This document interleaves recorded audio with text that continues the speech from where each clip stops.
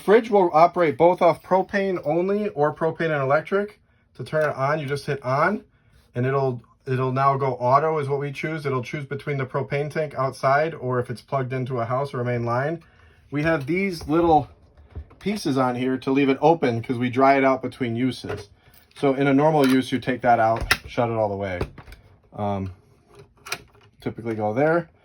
There is, inside the fridge, you can do a temperature change by going up and down on this sensor over here. We've got it to the one we liked a lot. We leave a little Arm & Hammer in there to just get away or make sure it's all good to go.